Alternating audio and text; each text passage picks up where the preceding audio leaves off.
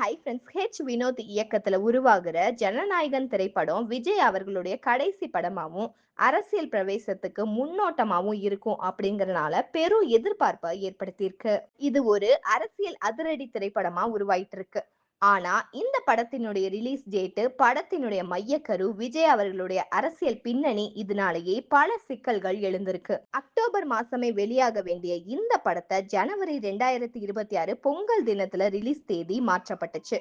ஆனா விஜய் அவர்களுடைய அரசியல் பிரவேசத்தால 2026 தமிழ்நாடு சட்டமன்ற தேர்தலுக்கு முந்தைய வெளியீடு சரியா இருக்கும் அப்படிங்கறனால தேதி மாற்றமுமே ஏற்பட்டதா சொல்லப்படுது. விஜய் அவர்களுடைய தாவேகா பிரச்சாரத்தின் ஒரு பகுதியா இந்த படத்தை பயன்படுத்தப்படலாம் அப்படின்னு விமர்சனங்கள் எழுந்துட்டு வருது.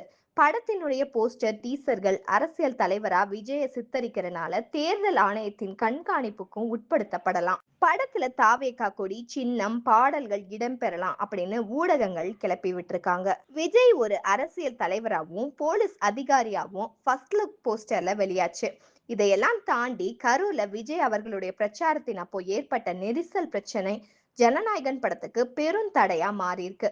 கரூர் விவகாரத்தை சொல்லி டிஎம்கே உடைய ஈகோ சிஸ்டம் ஜனநாயகன் பட ரிலீஸ்க்கு பெரும் சிக்கலை உருவாக்கலாம் அப்படின்னு சொல்லிட்டு வராங்க அரசியல் விமர்சகர்கள். கரூர் கூட்ட நெரிசல் விவகாரத்துல ஜனநாயகன் படத்தினுடைய இசை வெளியீட்டு விழாவை மலேசியால நடத்துறதுக்கு திட்டமிட்டு இருக்கிறதா தகவல்கள் வெளியாயிருக்கு. இந்த விழாவுக்கு 40,000 பேர்களுக்கு மட்டும்தான் அனுமதி அளிக்கப்பட இருக்கிறதா சொல்லப்படுது. இது பத்தி டிஎம்கே ஆதரவாளரான சூர்யா சேவியர் ஜனநாயகன் அப்படிங்கிற பேர்ல உருவாக்கப்பட்டிருக்கிற திரைப்படத்தை ஜனவரியில வெளியிட திட்டமிடப்பட்டிருக்கிறதா தகவல்கள் இருக்கு.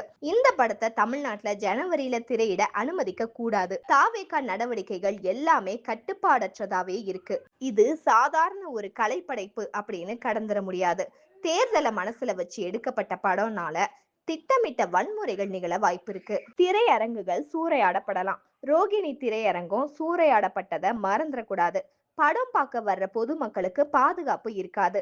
திரையரங்குல பல தரப்பினரும் வர வாய்ப்பு இருக்கிறனால ஆதரவாளர்கள், எதிர்ப்பாளர்கள் அப்படின்னு ஒரே இடத்துல கூடி மோசமான சூழல் உருவாகலாம். தமிழ்நாடு முழுமையும் ஒவ்வொரு கட்சிக்கும் ஒவ்வொரு தேட்டருக்கும் காவல்துறை பாதுகாப்பு அளித்து கொண்டிருப்பது இயலாத காரியம். அதனால சட்டமன்ற தேர்தல் முடிஞ்சதுக்கு அப்புறமா மே மாசம் திரைப்படத்தை வெளியிட அனுமதிக்கலாம். தமிழ்நாட்டுல கலவரத்தை ஏற்படுத்தி அரசியல் ஆதாயம் தேடுற முயற்சியாளர்களுக்கு தாவேகா நடவடிக்கைகள் துணை போவதா கரூர் உள்ளிட்ட சம்பவங்கள் மெய்ப்பிப்பதா கருத முடியுது. தமிழ்நாடு அரசு இத கவனத்துல கொள்ளணும் அப்படின்னு சொல்லியிருக்காரு சூர்யா சேவியர் அவர்கள்.